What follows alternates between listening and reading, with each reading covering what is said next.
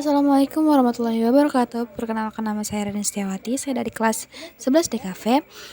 Saya ingin memaparkan tentang soal teks eksplanasi tugas bahasa Indonesia.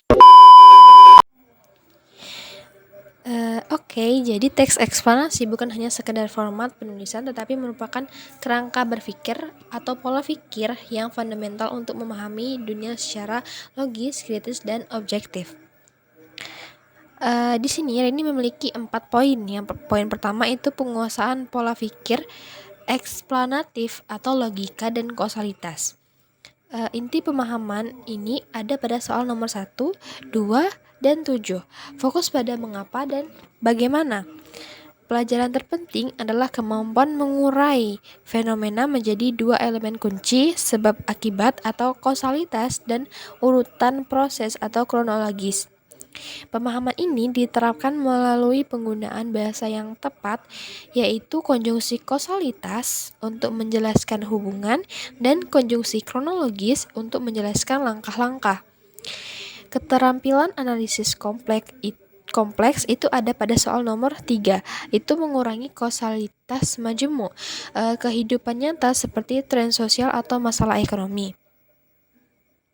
Jarang memiliki satu penyebab tunggal.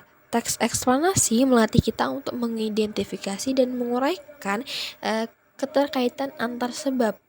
Misalnya, sebab pertama memicu sebab dua yang menghasilkan akibat besar.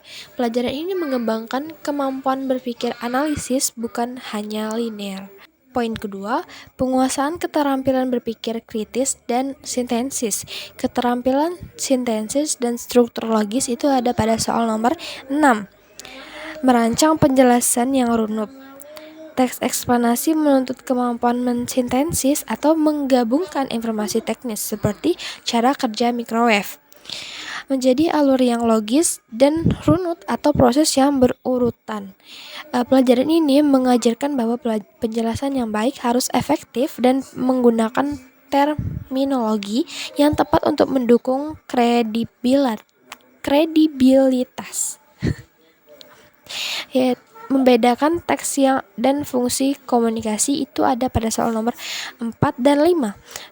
Kejelasan tujuan.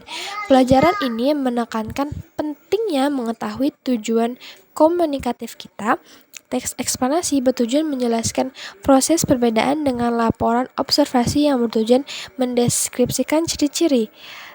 Dalam konteks sosial, seperti menjelaskan influencer kepada anak-anak SD, kita belajar menyesuaikan komplektivitas informasi atau analogi sederhana tanpa menghilangkan esensi penjelasnya. Poin ketiga itu etika dan kualitas informasi atau objektivitas. Prinsip faktual dan objektivitas ada pada soal nomor 8. Menjaga kebenaran informasi. Ini adalah pelajaran etika terpenting.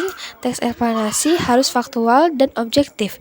Penulis memiliki tanggung jawab untuk memisahkan fakta dari opini atau pendapat subjektif. Menyampaikan informasi yang benar adalah kunci untuk menjaga kredibilitas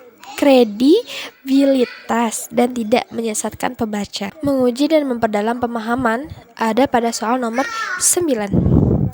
Pola pikir peneliti.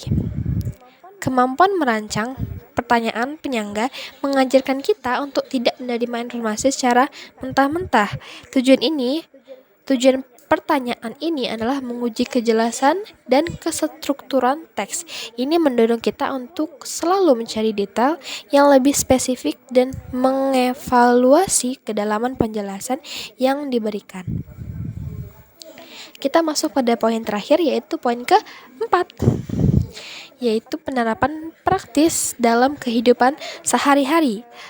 Pola pikir untuk memecahkan masalah itu ada pada soal terakhir, yaitu nomor 10. Itu terapan kausalitas. Pelajaran teknik adalah penggunaan pola pikir eksplanasi sebagai alat praktis dalam kehidupan sehari-hari. atau di luar mata pelajaran.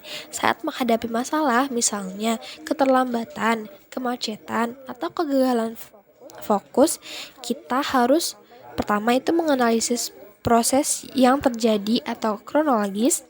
Yang kedua, itu mengidentifikasi akar sebabnya atau kausalitas. Dan yang ketiga, itu mengambil tindakan solutif yang terstruktur, bukan hanya mengatasi dampaknya.